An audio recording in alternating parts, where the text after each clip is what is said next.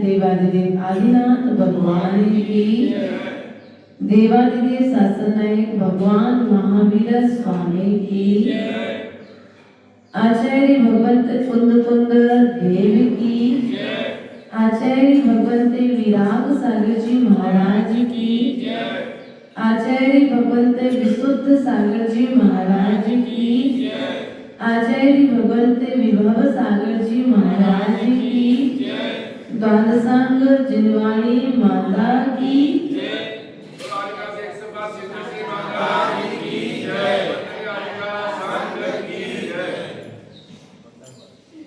प्रिय बंधुओं,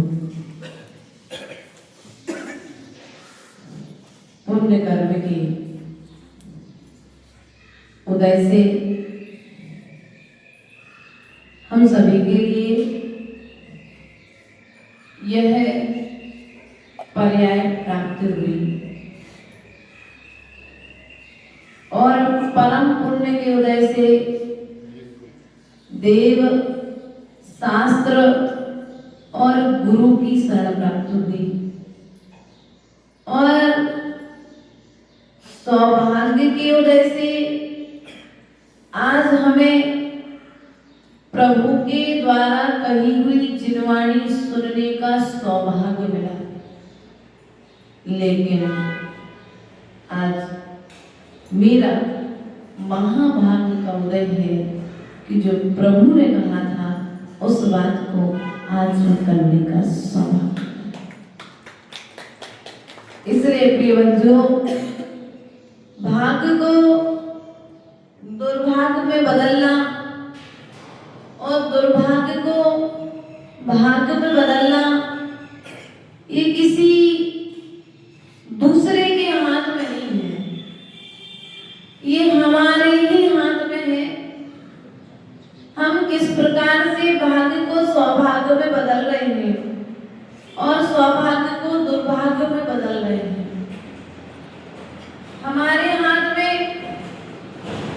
दूध आया था, चाहे थे तो उसी दूध को जमा करके मट्ठा बना करके मक्खन से घी प्राप्त कर सकते थे और चाहे थे तो नींबू डाल करके छेना बना सकते थे।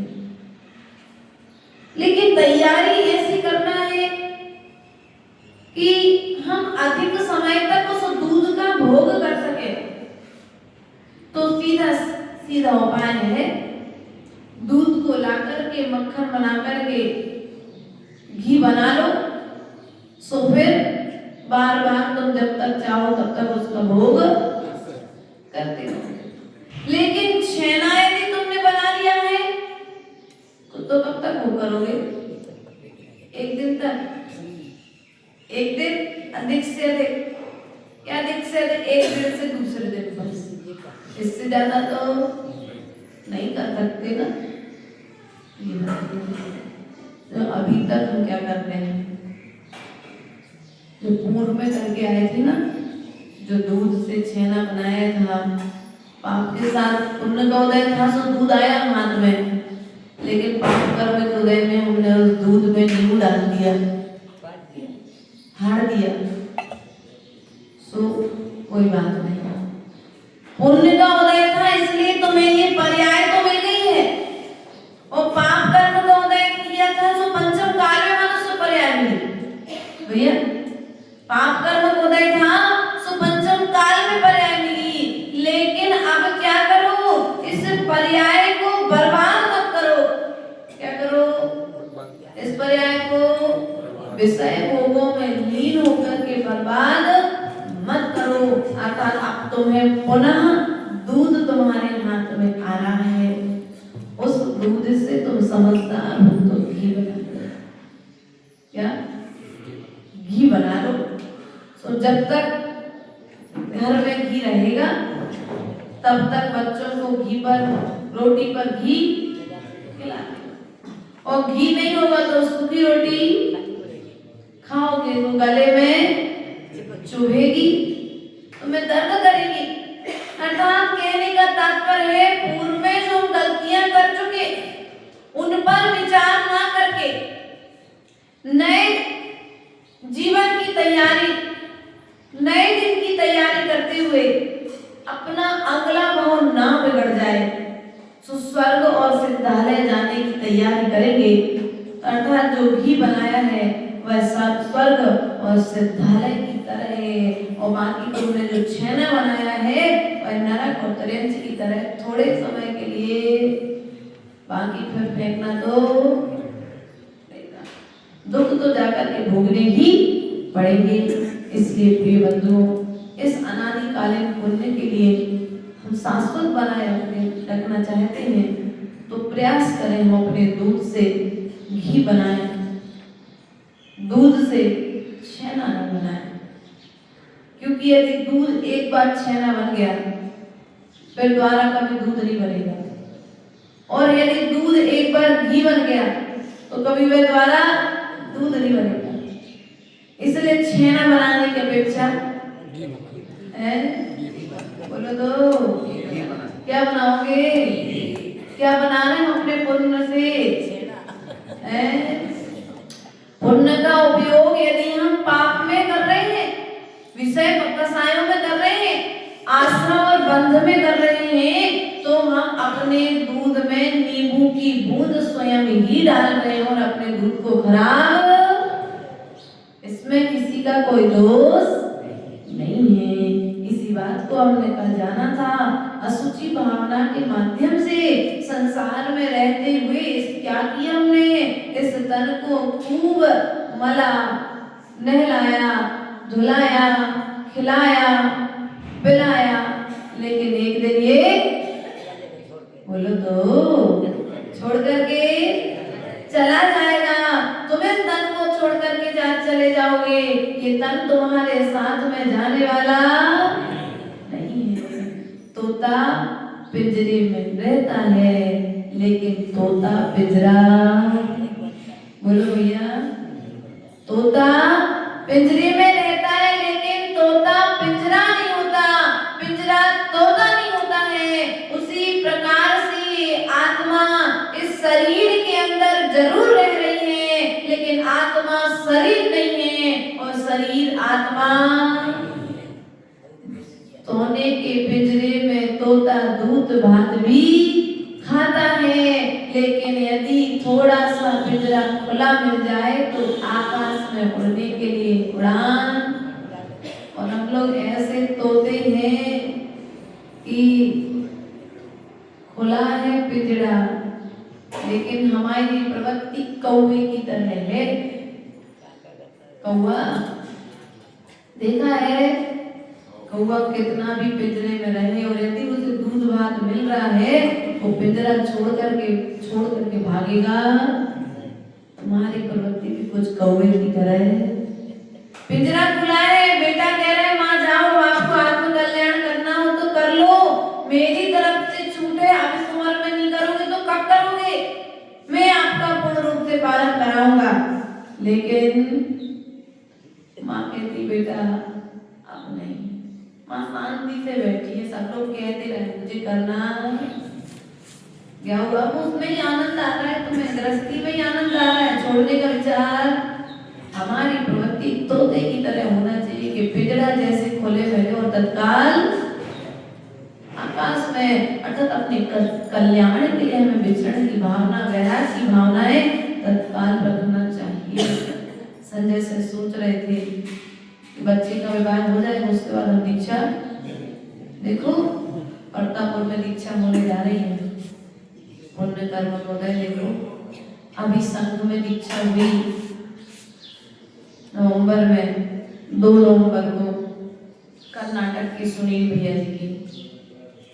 बच्चा 12वीं में पढ़ता है, बच्ची का एक पोता नाती है, छोड़ दिया बच्चे को। परिवार वालों से बोला कि हमारे रहते रहते रोका कर लो, और रोका हो जाएगा तो फिर तुम लोग विवाह करते रहना। नहीं कहा परिवार ने, उन्होंने कहा भैया हमारा समय हो गया, हमने नियम लिया था कि 5 साल में दीक्षा ले लेंगे, तो आकर के गवर्नमेंट गिरी क्षेत्र में दीक्षा ले। समय किसी का इंतजार नहीं करता है। 2 बच्चों को छोड़ करके माता पिता की जिम्मेदारी अपनी पत्नी को दे करके, देखो इतना विश्वास भी होना चाहिए, इतना प्रेम भाव भी होना चाहिए। अभी हम लोग मिले जब माता पिता बने थे बांसवाड़ा पंच कल्याण में संजय भैया जी, तो मैंने पूछा भाभी से, मैंने कहा सच में आपने हाँ कह दिया? बोले माता जी कम से कम मैं नहीं निकल पा रही तो मेरे रहते रहते इनका तो कुछ कल्याण हो जाए, ये तो अपना कल्याण कर ले। योग पत्नी वही है, धर्म पत्नी जो अपने पति के धर्म में बाधा ना बने। और सच में कोई पूर्व जन्म में जो अपन कहानियां सुनते थे, कल मैं चिंतन कर रही थी सामायिक में कि देखो कैसा पुण्य कर्म को दे है।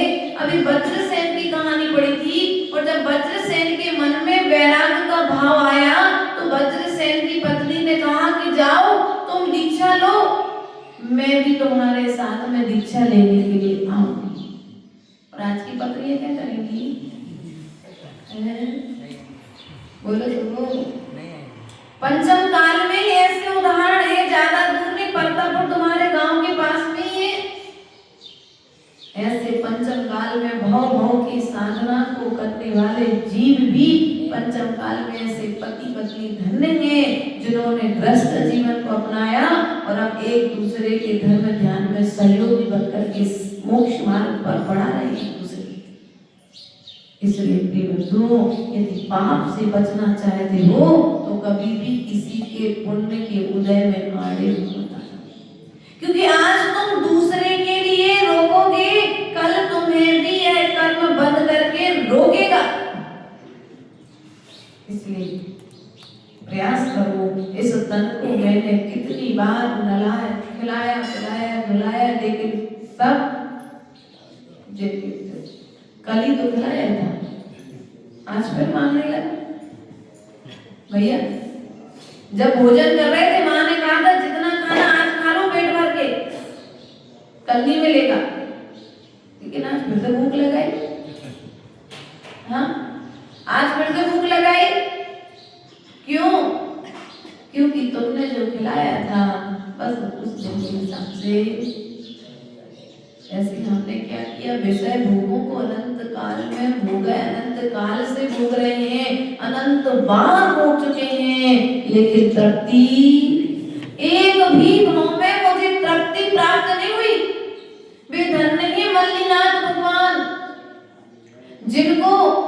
जिनकी बारात सजी है, रथ पर प्रभु आरूढ़ है मल्ली कुमार, और रथ पर आरूढ़ होते हुए, विराजमान होते हुए उन्होंने देखा कि ये जो नगर की शोभा दिख रही है, ऐसी शोभा तो मैंने कहीं देखी है। ये स्त्रियां जो नृत्य गान कर रही हैं, ऐसी स्त्रियां तो मैंने देखी हैं। ये जैसा नगर सजाया गया है, ऐसा नगर मैंने कहीं देखा है। और विचार करते करते प्रभु को जाति स्मरण हो गया, और जाति स्मरण हो गया, और जाति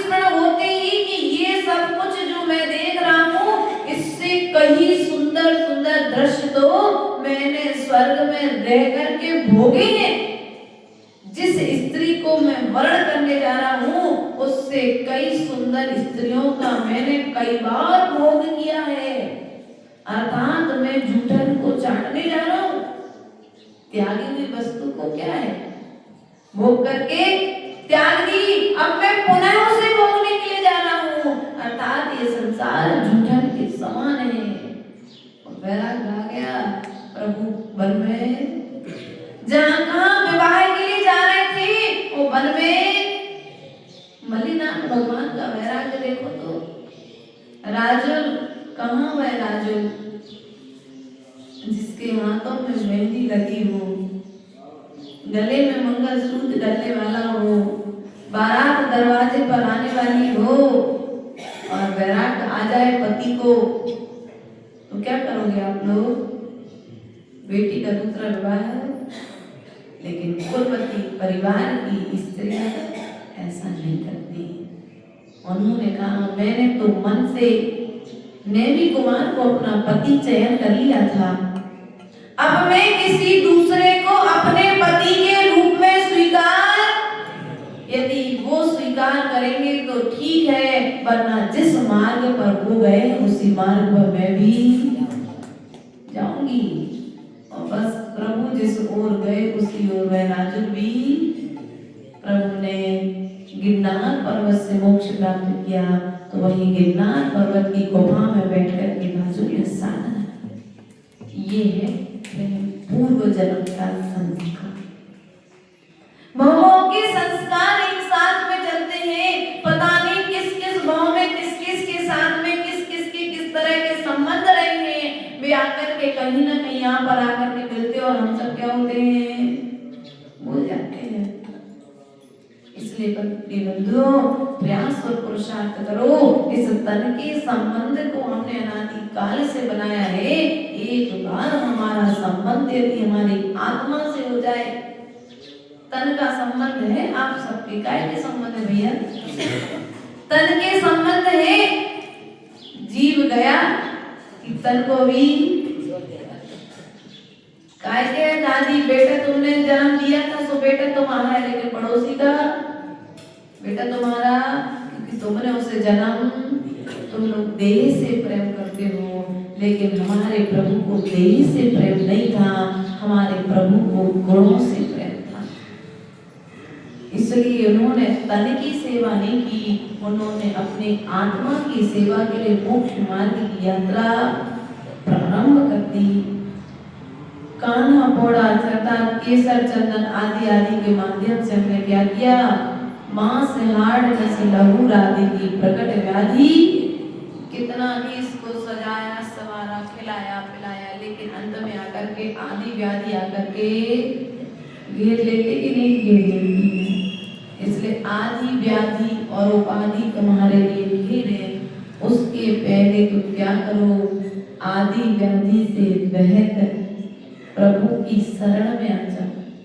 किसकी शरण में आना है, जिनेंद्र भगवान की शरण में आ जाओ, शरण में आ जाओगे तन अपने आप छूट जाएगा।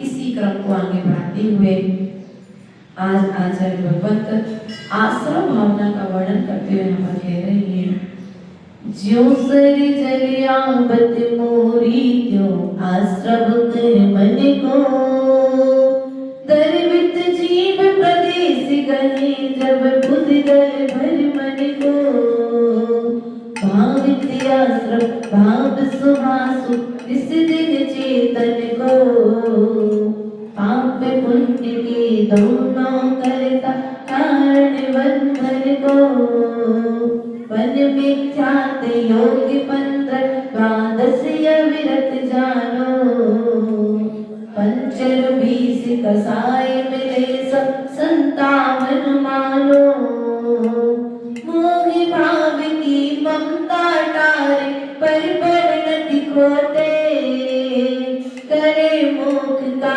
यतन निराश्रम ज्ञानी जन होते। आश्रम कौन सी भावना है, आश्रम, आश्रम के कितने भेद कहे हैं, कितने भेद कहे हैं, कल बताया था आश्रम के 57 भेद कहे हैं, और ज्यो सर जल आवत मूरी त्यों आश्रव कर्म को। जैसे क्या होता है, जल आता किस पर, अर्थात समुद्र में, सरोवर में जल आता है, मूरी अर्थात कमल के जो क्षेत्र होता है ना, तो आश्रव कर्म को, जैसे वहां से कमल के क्षेत्र से जल आता है सरोवर में, ऐसे ही क्या है, कर्मों का आश्रव, कर्मों का आश्रव हो रहा है कि नहीं हो रहा है। कमल की नाल डालो आप, जल आता कि नहीं आता उसमें से, क्षेत्र डाल दो अपन, कोई भी क्षेत्र, जैसे नाव रख लो, चलो नाव में पानी आ रहा है ना, उसी तरह से छेद है तो पानी प्रवेश कर रहा है। ऐसे ही हमारे क्या हो रहा है, कर्मों का आश्रव इस जीव के लिए हो रहा है। दर्वित जीव प्रदेश गहे जब उद्गल धर्मन को। अब यहाँ पर द्रव्याश्रव और भावाश्रव, कितने प्रकार का आश्रव है, द्रव्याश्रव और भावाश्रव। तो द्रव्य आश्रव के बिना भावाश्रव हो जाएगा क्या, द्रव्य आश्रव के बिना भावाश्रव हो जाएगा क्या, या भावाश्रव के बिना द्रव्य आश्रव। अर्थात परस्पर में, जैसे माँ बेटे का जन्म होना और स्त्री का माँ होना, दोनों क्रिया। आप माँ कब बने थे मीला, बोलो, पहले बन गए थे कि बाद में बने थे। जैसे ही बेटी का जन्म हुआ और तत्काल आपको मां संज्ञा, उसके पहले आप एक स्त्री थे, उसके पहले मां नहीं थे। ऐसे ही भावाश्रव, जैसे ही तुमने पर वस्तुओं में भाव लगाना प्रारंभ किए, वैसे आपको आश्रव पर वस्तुओं से आश्रव होना। एक किताब अच्छा नहीं लग रहा है, इनका क्या हो गया, निमित्त कारण किताब बनी, बिना किताब के आश्रव, अर्थात द्रव्य के बिना भावों में परिवर्तन आने वाला।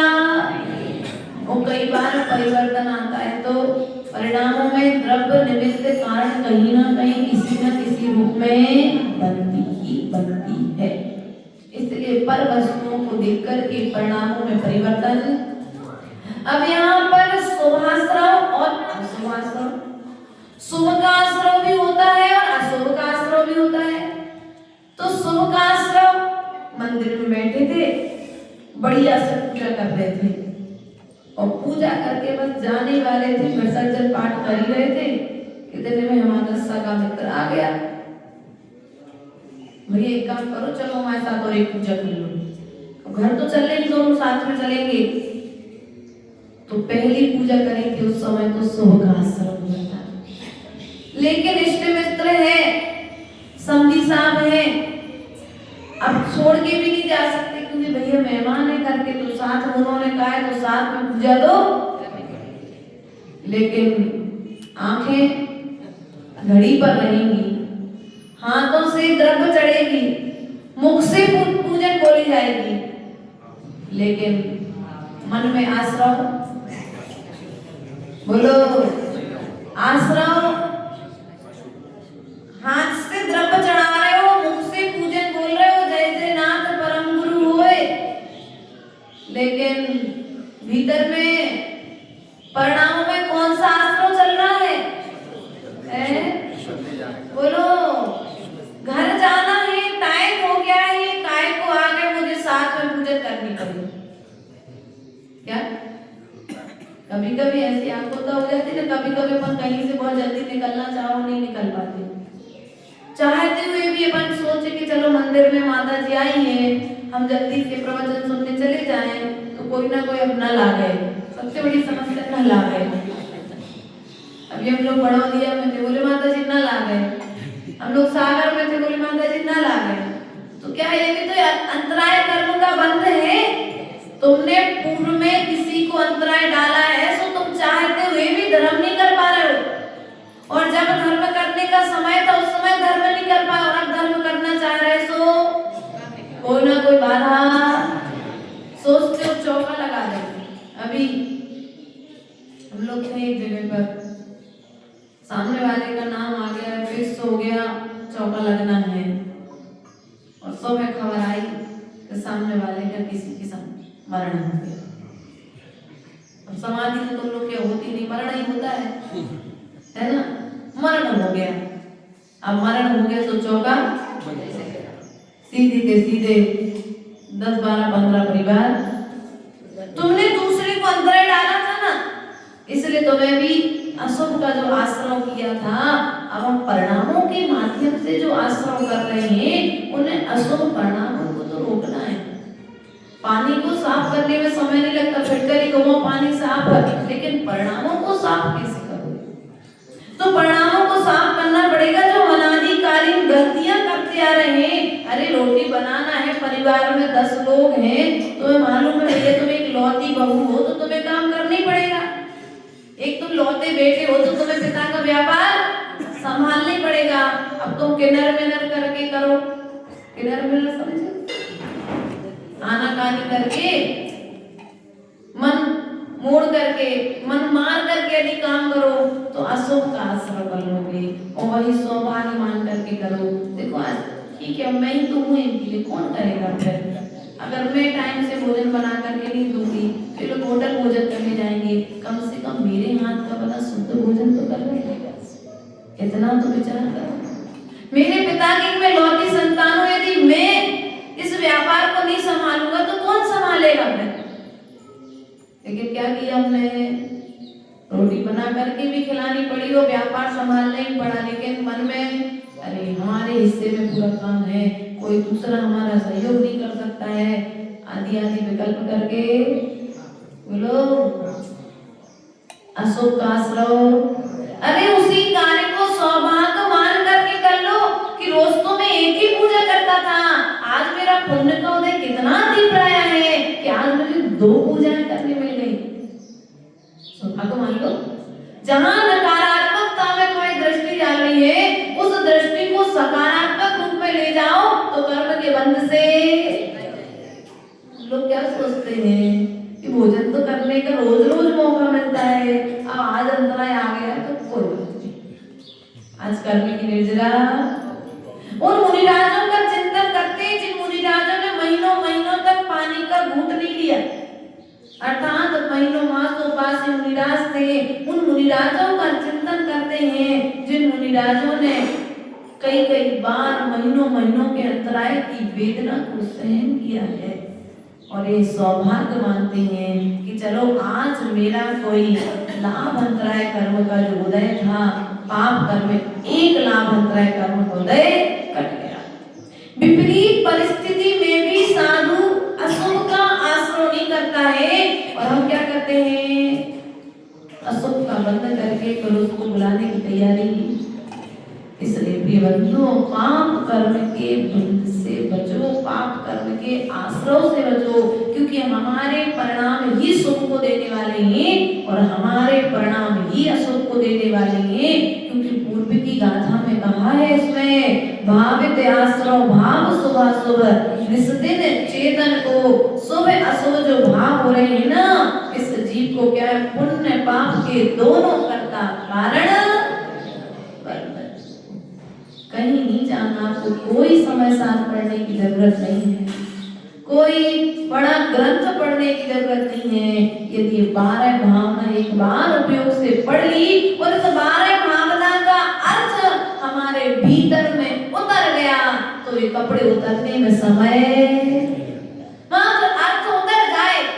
क्योंकि आचार्य भगवत विद्यासागर जी का उदाहरण ऐसा देते हैं कि एक बार एक विद्वान आचार्य जी के पास में पहुंचे और उन्होंने आचार्य जी से कहा, आचार्य जी आपने समय सार पढ़ा क्या? आचार्य जी बोले हाँ पढ़ा है। बोले आचार्य जी मैंने 108 बार समय सार पढ़ दिया। आचार्य जी मुस्कुरा दिए। आचार्य जी ने प्रतिक्रिया नहीं की। सामने वाले ने फिर बोला, आचार्य जी मैंने 108 बार समय सार पढ़ा है। आचार्य जी ने फिर भी, क्योंकि वो आसानी से हर किसी से बोलते भी नहीं थे और हर किसी का तत्काल ठीक है कर लिया, अच्छा है, मतलब एकदम जैसे अपन लोग प्रफुल्लित हो जाते ना, वैसे उनके अंदर वो चीज गंभीरता जो थी एक आचार्य पद के रूप में उनके पास में थी, तो उन्होंने सामने वाले ने 3 बार कहा। आचार्य से बोले भैया आपने तो 108 बार पढ़ा, हमने तो एक ही बार पढ़ा है, तो हमारी ये दशा है, और तुमने पढ़ा सो हमने एक बार पढ़ा तो हमारी ये दशा है, और तुमने 108 बार पढ़ा तो क्या निकला? बोलो, कुछ सार समझ में आया? तुमने मात्र पढ़ा है और हमने पढ़ने के बाद उसे अपने आचरण में गुनाया। इसलिए पढ़ने के बाद यदि सबार भावना का अर्थ हमारे जीवन में आ जाए तो हमारे लिए पंचम काल में कम से कम पाप कर्म की क्रिया से कम बच जाएंगे। हमारी क्रिया उस बच्चे की तरह है जो स्वच्छ कपड़े पहन करके जाता है और धूल में स्वयं खेलता है और अपने कपड़े गंदे कर लेता है, और फिर बाद में आकर के माँ से कहता है माँ कपड़े गंदे हो गए, और हम स्वयं ही जा रहे हैं। छोटा बच्चा कपड़ा गंदा करता था और हम परिणाम गंदे कर रहे हैं। कर रहे कि नहीं कर रहे हैं? वो कपड़े गंदे करता था तो कपड़ों को हम धोकर के साफ कर देते थे, लेकिन हम परिणाम गंदे कर रहे हैं। इन परिणामों को गंदा तो कर रहे हैं लेकिन साबुन से साफ, तो हमारे परिणाम साफ कभी होंगे क्या? कोई कुछ लेने जाने की जरूरत नहीं है। आचार्य भगवान ने कहा जिन वचन रूपी साबुन को अपने कपड़ों पर तुम लगाओगे तो कपड़ा भी साफ होगा और तुम्हारा परिणाम भी साफ। तन, ये तन क्या है? कपड़े की तरह है, और परिणाम साफ। अर्थात तुम्हारा जो परिणाम है, जो कचरा जो लग गया है परिणाम में शुभ अश्वासरों का, उसको साफ करने के लिए तुम्हें जिनवाणी रूपी साबुन का प्रयोग करना पड़ेगा। इसलिए प्रिय बंधुओं, पुण्य पाप के दोनों करता। पुण्य का करता कौन है? बोलो तो। कुछ लोगों की आदत होती है, घर में हो या समाज में या संघ में हो, तो ऐसी आदत हो जाती है। मैंने देखा जब संघ में रहते थे, कोई अच्छा काम किया मैंने किया, बुरा काम हो गया तो अब दूसरे का नाम तो ले नहीं सकते हो, मैंने नहीं किया। बुरा काम हो गया तो मैंने नहीं किया, और अच्छा काम हो गया तो ऐसे समाज में भी कुछ लोग होते हैं और ऐसे घर में भी कुछ लोग होते हैं, और ऐसे ही वो घर और समाज वाले लोग आकर के संघ में आते हैं तो वे भी ऐसी क्रिया। अब क्या किया बताओ? अच्छा तुमने नहीं किया था, लेकिन फिर भी दूसरे के किए हुए कर्म का यश तुम अपने हिस्से में लेना चाहते हो, तो मुनिराज का उदाहरण मत भूलना। वे मुनिराज जो मासों पास करके चतुर्मास करके एक स्थान से दूसरे स्थान को गमन कर गए, और लोग उनके दर्शन करने के लिए आए, और जब दर्शन करने के लिए आए तो दूसरे मुनिराज वहां आकर के विराजमान हो गए साधना के लिए। तो लोग जब दर्शन करने के लिए आए तो मुनिराज को दर्शन करके मानने लगे, वो भाग मासों पास से मुनिराज के मुझे दर्शन हो गए। मुनिराज ने कहा ठीक है, बिना कुछ करे यदि यश मिल रहा है तो नाम में क्या रखा है? उन्होंने नहीं बताया कि मैं वो मुनिराज नहीं हूँ। क्या उनने इतना नहीं बताया कि मैं वो मुनिराज नहीं हूँ जो यहाँ साधना करके गई हूँ, मैं दूसरा मुनिराज आया हूँ। उनने अपना नाम नहीं बताया। इतनी मायाचारी के फल से मुनि पद छोड़ करके उन्हें हाथी बनना पड़ा। क्या तुम लोग को क्या बनना है? मुनिराज तो हाथी बने। इतनी सी मायाचारी कर ली, मात्र नाम छुपा ली अपना, कि इतना कह रहे थे भैया वो मुनिराज नहीं है जो अभी यहाँ पर थे, वो मुनिराज तो विहार कर गए, मैं अभी विहार करके यहाँ आया हूँ, तो क्या बिगड़ जाता? लेकिन बिना मेहनत किए यदि फ्री फोकट में यश मिल रहा है, बिना कुछ उपास व्रत नहीं नियम संयम लिए यदि मुझे यश की प्राप्ति हो रही है, मेरी जय जयकार हो रही, तो क्या जाता है? नाम ही तो परिवर्तित हुआ है। तो प्रिय बंधुओं, मुनिराज ने किया था सो मुनिराज को फल मिला, और हम श्रावक तो कदम कदम पर कर रहे हैं। मुनिराज ने तो एक बार किया था सो त्रिलोक मंडल नाम के हाथी बने थे, और हम क्या बनेंगे जाकर के? बोलो, कदम कदम पर हम मायाचारी कर रहे हैं, पाप का आश्रम कर रहे हैं, पाप के बीज बो रहे हैं, और जब पाप कर्मों का उदय आएगा तो फिर रोगे। अरे कोई दूसरा तुम्हारे साथ मायाचारी करेगा तो फिर, इसलिए हम तो भैया कहीं जाते हैं पहले नंबर नाम बता देते हैं, कोई हमें दूसरी माता जी नहीं समझने लगे।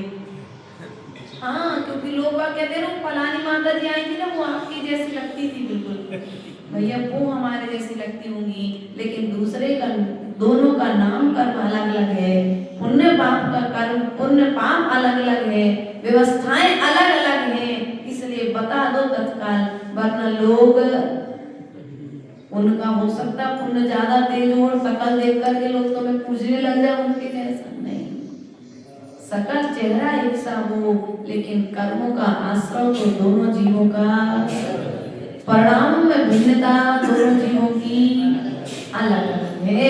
इसलिए प्रिय बंधुओं, पुण्य पाप के दोनों कर्ता कारण बंधन को पन मिथ्यात्व योग बंध है।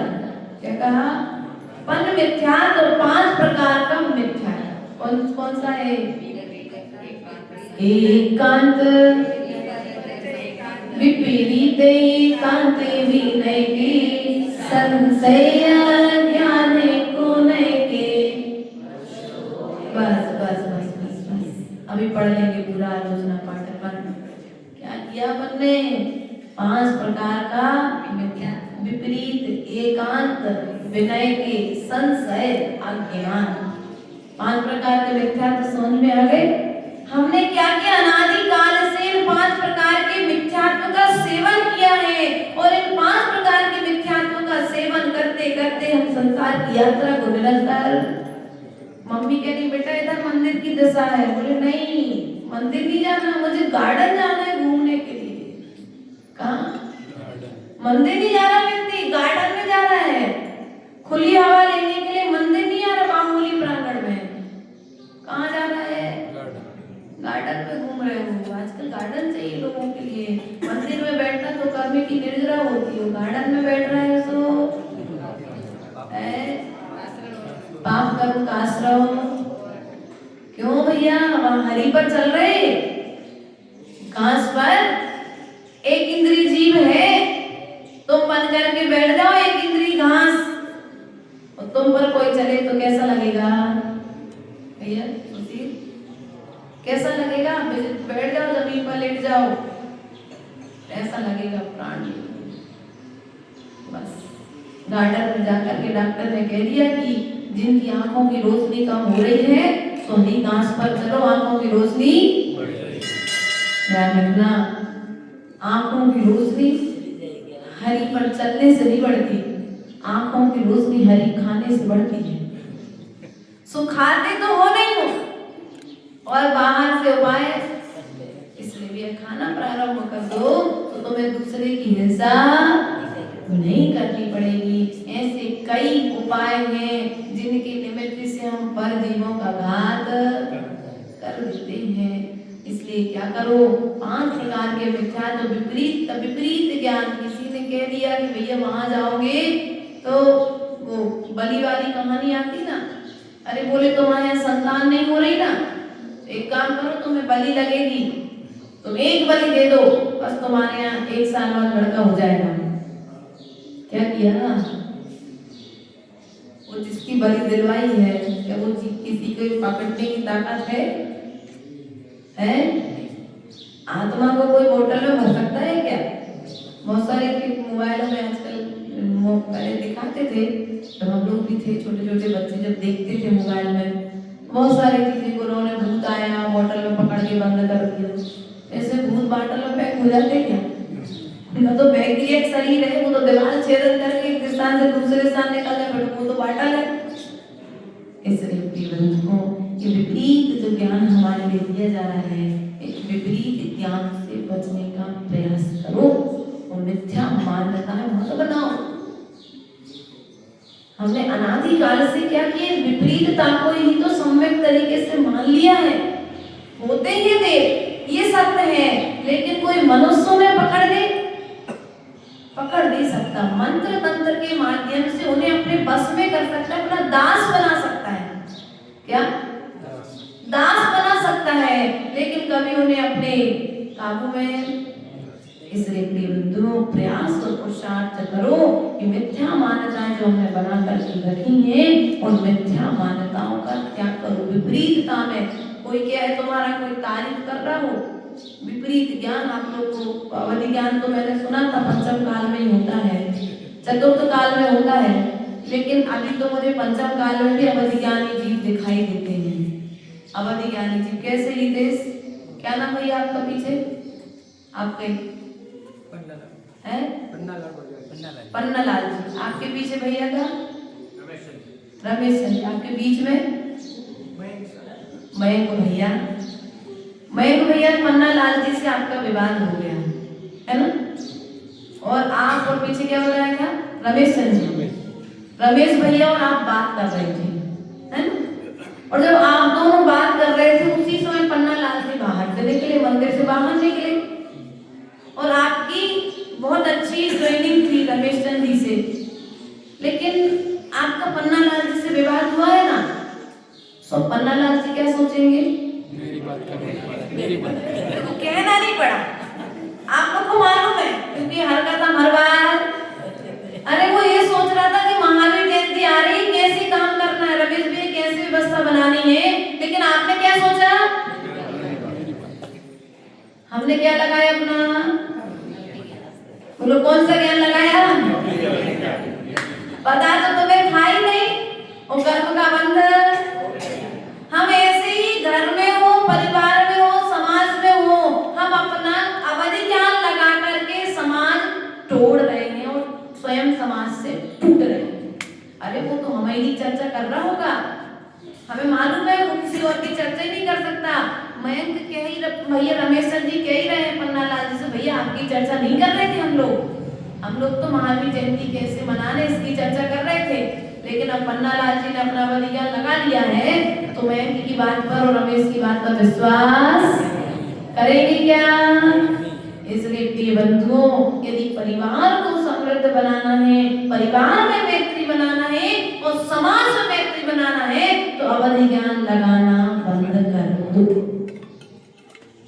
डायरेक्ट जाके पूछ लो, तो मैं इतनी शंका है पन्नालाल जी, तो संग जाके खड़े हो जाओ, क्या चर्चा चल रही थी सुनने में आ जाएगी। रमेश, आपकी तो रमेश भैया से तो मैत्री है ना, तो मैं किसी नहीं बोलना, लेकिन वहीं खड़े होकर के रमेश से बात तो कर सकते हो। लेकिन क्या हुआ, मेरा शत्रु खड़ा है और तुमने मैत्री जो रमेश से थी, वो रमेश से मैत्री भी तुम्हारे धीरे धीरे टूट जाएगी। क्यों? क्योंकि रमेश की मैत्री मयंक से और मयंक से तुम्हारी बुराई है। ऐसे परिवार में होता है, होता कि नहीं होता है। छोटी बहू और बड़ी बहू की अच्छी बने और सास की दोनों से ना बने, तो सास क्या सोचेगी, दोनों बेचारी काम करके फुर्सत होकर बढ़िया बैठी थी और बात करने लगी कि दीदी कल महावीर जयंती आ रही, क्या करना है अपन को, कौन से कपड़े पहनना है, क्या करना है, कैसे अपन प्लानिंग करेंगे, सुबह से कार्यक्रम है, आदि आदि दोनों बहुएं बढ़िया प्लानिंग कर रही थी। इतने में सास आ गई और सास को देख करके दोनों बहुएं शांत हो गई, चुप हो गई कि भैया मम्मी आ गई है तो कुछ कह रही होंगी सुनने के लिए। बस अब सास को शंका हो गई, ये दोनों एक साथ बैठी, मतलब मेरी बुराई और मैं आई तो चुप क्यों हो गए। अब तो पूरा क्लियर डाउट हो गया, पूरा क्लियर हो गया कि मेरी ही बुराई कर रही थी। जब तो मोल ले लिया, ये तो मेरी बुराई नहीं कर रही थी तो बात करती रहती ना, क्या दिक्कत थी। क्या हुआ, अब परिवार टूटने में समय लगेगा क्या, बोलो। ये अवधि ज्ञान जो तुमने लगाया है, अवधि ज्ञान तुम्हारे परिवार को ध्वस्त कर देगा। आपस में धीरे धीरे एक दूसरे का विश्वास, चाहे भाई भाई का हो, चाहे पिता पुत्र का हो, चाहे समाज के सदस्यों का हो, चाहे माँ बेटी का हो, चाहे बहू और सास का हो, चाहे संघ में गुरु और शिष्य के विषय में हो, कभी किसी पर बिना कोई कारण के शंका नहीं करना। क्योंकि सीता ने शंका करी थी तो पट रानी पद पर आकर के भोगी, सो हमें भी भोगनी पड़ेगी।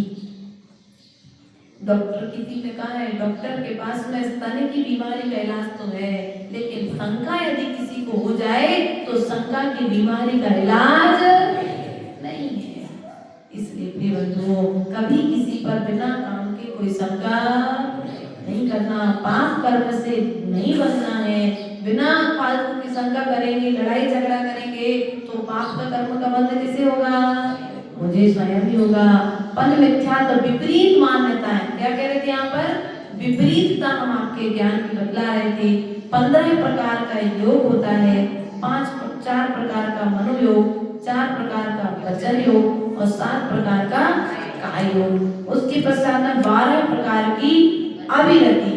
अविरति अर्थात 5 इंद्री और 1 मन, 6 और 6 प्रकार के सत्कार जीव। इस प्रकार से 12 प्रकार की अविरति, पंचरु 20 कसाय 57 अर्थात 25 प्रकार की कसाय, अनंतानुबंधी क्रोधमान माया लोग, अप्रत्याख्यान क्रोधमान माया लोग, प्रत्याख्यान क्रोधमान माया लोग, संजुलन क्रोधमान माया लोग, हास्य रति अरति शोक भय जुगुप्सा स्त्री वेग पुरुष वेग और नपुंसक वेद सब 57 मानो मोह भाव की ममता टारे पर परिणति होते करे मोक्ष का यतन निराश्रव ज्ञानी जन होते। मोह भाव को छोड़ करके ज्ञानी जी क्या करते? पर परिणति को छोड़ देते हैं, पर में दिमाग नहीं लगाते हैं। जिसकी जैसी करनी होना है ना भैया, वैसे होगा। भगवान ने उपदेश दिया था, हमने नहीं सुना, सो पंचम काल में आए। सो हम तो ऐसा सोचते हैं संजय भैया, हमारा काम है, कर्तव्य है, जिम्मेदारी है, गुरु की आज्ञा है और पुण्य का उदय है कि हम आपके बीच में जिनवाणी बोल रहे हैं। और इस जिनवाणी को सुन करके तुम समझ जाओ, सुधर जाओ, तो तुम्हारा भला, और नहीं संभलो, नहीं सुधरो तो तुम्हारा हमारा कुछ भी। बच्चा बार बार दीपक को हाथ लगाता है, माँ कई बार रोकती है, बच्चा नहीं मानता, तो माता बच्चे का हाथ पकड़ के दीपक के सामने एक बार आग से छुआ देती है। थोड़ा सा कष्ट होता है, लेकिन वो बच्चा बार बार आग की तरफ। मैंने तो देखा है, देखो घर में जब चूल्हा जलता था घर में, और हम छोटे छोटे बच्चे भागते थे, आगे पीछे होते थे, माँ को डर लगता था कि कहीं लकड़ी उचक कर लग ना जाए, तो माँ ने कई बार रोका, प्रयास किया और नहीं माना, तो एक बार लकड़ी उठा के छिपा दिया। अब फिर चूल्हे के पास बार बार ऐसे जिनवाणी माँ आपको बार बार कह रही है, भैया राग द्वेष कसाय करोगे सो कर्म का बंध हो रहा है, और नहीं करोगे तो जो कर्म करके आए वो कट जाएंगे और आगे पुण्य लेकर के जाओगे, और नहीं मानोगे तो जा करके फिर नरक और निगोद के गड्ढे में गिरोगे। जब तुम्हें याद आएगी कि अरे माँ जिनवाणी ने समझाया था, गुरु ने मुझे समझाया था, बात नहीं समझे, एक बार वो डमा लग जाएगा ना, तो फिर अपने आप दूर भागोगे। इसलिए जो मोह भाव को त्याग करके पर परिणति पे ध्यान नहीं देते हैं, अपने कल्याण के लिए क्या करते हैं, ज्ञानी जन मोक्ष के लिए निराश्रव आश्रव से रहित होकर के पुरुषार्थ निरंतर करते रहते हैं। इन्हीं भावनाओं के साथ बोले भगवान महावीर स्वामी की